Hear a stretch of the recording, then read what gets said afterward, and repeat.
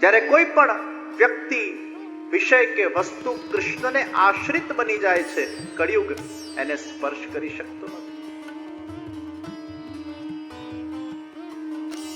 અને એટલે જ આપણા ત્યાં એક એવી વ્યવસ્થા છે કે તમે કોઈ પણ વસ્તુ નવી બહારથી લાવો, એ ઠાકોરજીને અર્પણ કરો, આત્મનિવેદન. અને એટલે જ બ્રહ્મ સમન મંત્રમાં પણ આપણે બોલીએ છીએ, પ્રભુ મારું દેહ, ઇન્દ્રિય, આત્મા, સમસ્ત પરિવારજનો સાથે આપણે પ્રભુને સમર્પિત બનીએ છીએ.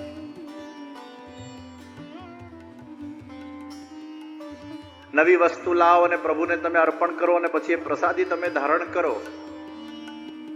ભોગ પણ જ્યારે આપણે પ્રભુને ધરીએ અને પછી એનો પ્રસાદ આપણે ધારણ કરીએ, એને આપણે પછી ખાઈએ, તો જે કંઈ પણ આપણે પ્રભુને ધરીએ, એનું પ્રસાદ આપણે લઈએ, તેમાં કલયુગના અંશ એ જતા રહે.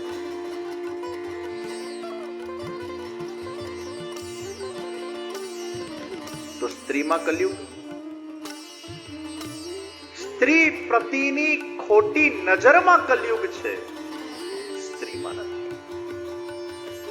અને જે સ્ત્રી ભગવાનને સમર્પિત થઈ જાય,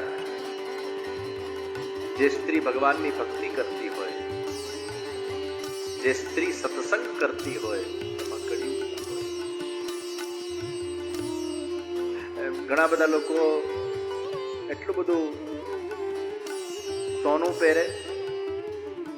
વચ્ચે કોઈ સિંગર હતા, એ બહુ સોનું પહેરતા, આમ સોનું સોનું. શું નામ હતું? બપ્પી લહેરી. તો સુવર્ણમાં કલયુગ છે, પણ એ સુવર્ણ જો ભગવાનને સમર્પિત થઈ ગયેલું હોય અને ભગવાનને નિવેદન કરીને પછી જ્યારે આપણે એને ધારણ કરીએ, તો પછી એની આડઅસર જતી રહે છે. અને એટલે જ આપણા ત્યાં સર્વ વસ્તુનું સમર્પણ કરવામાં આવે છે. તમે કંઈ પણ નવું લાવો, પેલા પ્રભુને અર્પણ કરો, તો કલયુગના અંશ એમાંથી જતા રહેશે.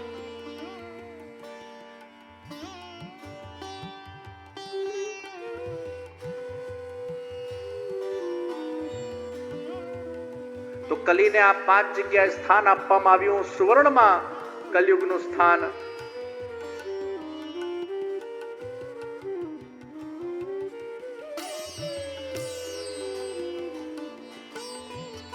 સુવર્ણમાં કલયુગનું સ્થાન. રાજાના સુવર્ણ મુકુટમાં કલયુગે પ્રવેશ કર્યો અને રાજાની મતિ ક્યાંક થોડીક ભ્રષ્ટ થઈ. મરેલો સાપ ઋષિના ગળામાં એમને લટકાવ્યો. કેમ આવી બુદ્ધિ ભ્રમિત થઈ? કારણ કે તરસ્યા હતા અને એમને લાગ્યું આ ઋષિ ધ્યાન મુદ્રામાં બેઠા છે, એ ધ્યાનનો ઢોંગ કરે છે.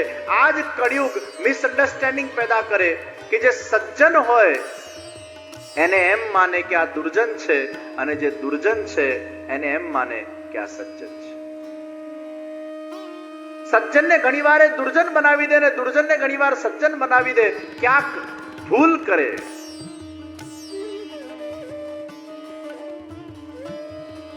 એ ઋષિ તો ધ્યાનમાં હતા.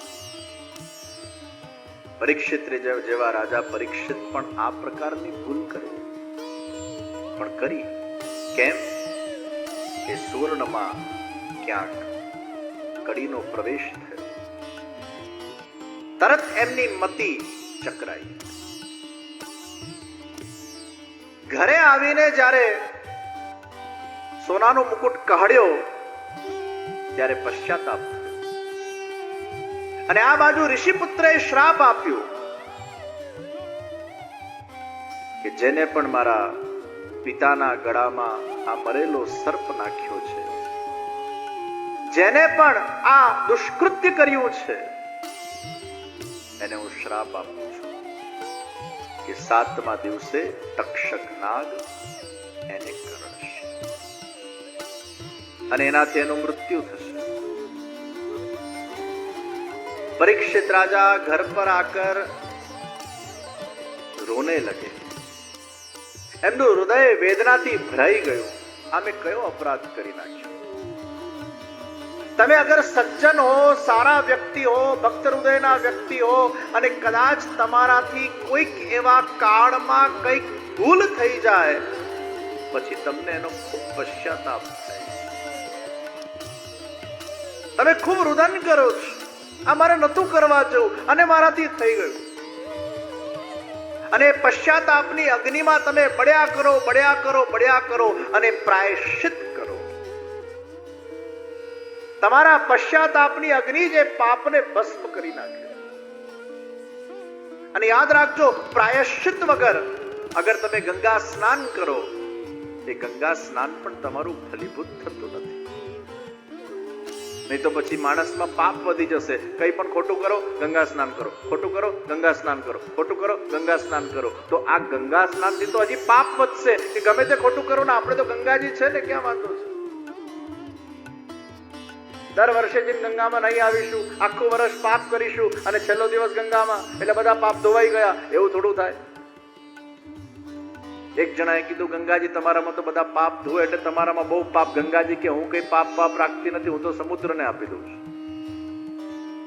સમુદ્રને પૂછવામાં આવ્યું, સમુદ્ર તમારામાં બહુ પાપ છે એટલે તમે ખારા છો. સમુદ્ર કે હું કઈ પાપ રાખતો નથી, હું તો બધા સૂર્યને આપી દઉં છું, એ મારામાંથી બધું લઈ જાય છે. સૂર્ય કે સૂર્ય તમારામાં પાપ છે? એ કે ના ના, હું તો બધું વાદળને આપી દઉં છું. વાદળ કે તું કાળો છે ને એટલે જ પાપી છે. એ કે હું કઈ પાપ રાખતો નથી, જેના હતા પાછા વરસાદ વરસાવીને એને પાછા મોકલી આપું છું. એમ કઈ પાપ ધોવાઈ જતા? પ્રાયશ્ચિત ભાવથી, પશ્ચાતાપને ભાવનાથી જ્યારે તમે કોઈ પણ યજ્ઞ અનુષ્ઠાન કે તીર્થયાત્રા કરો છો, એ તમારા પાપને એમાં પ્રાયશ્ચિતનો ભાવ હોવો જોઈએ. અને એટલે જ આપણા ત્યાં અમુક અમુક પાપોના અમુક અમુક પ્રાયશ્ચિતો છે, પણ બીજી વાર ન કરવાના સંકલ્પ સાથે કરેલું એ પ્રાયશ્ચિત, ત્યારે એ પાપ તમારું ધોવાય. અને યા તો પછી ભગવાનની અયતુની કૃપા તમારા પર થાય. કોઈ પણ સાધન તમે ન કરો અને અજામિલના જેમ કેવલ નારાયણ નારાયણ નારાયણ બોલો ને ભગવાન તમારા પર કૃપા કરે અને તમારા પાપોને ધોઈ નાખે, તે જુદી વાત છે. ભગવાન તો ગમે તે કરી શકે. રાષ્ટ્રપતિ પાસે પાવર્સ છે, એ ફાંસીને પણ માફ કરી શકે. તો વિશ્વપતિ પાસે કેટલા બધા પાવર હોય, એ શું માફ ન કરી શકે? પણ એ એના ઈચ્છાનો મનમોજી છે.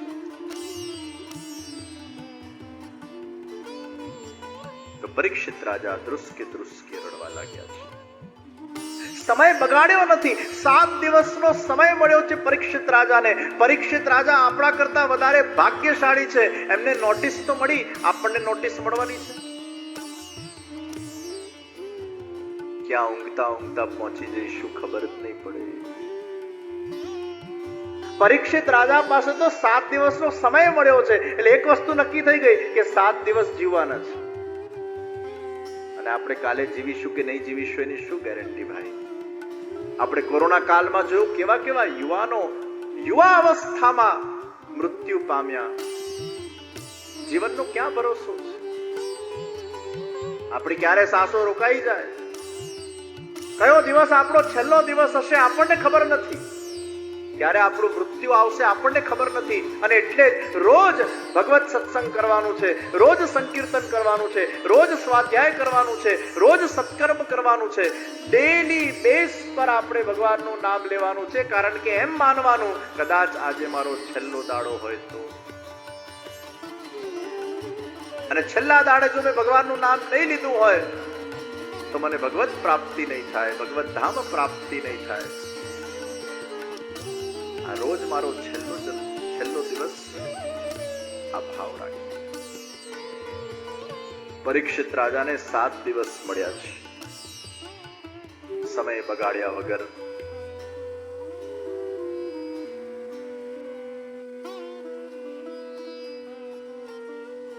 કથાને શ્રવણ કરવાના આતુરતાથી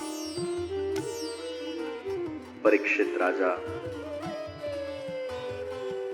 એ પધાર્યા છે ગંગાજીના તટ પર અને ત્યાં શુકદેવજી સાક્ષાત પધાર્યા.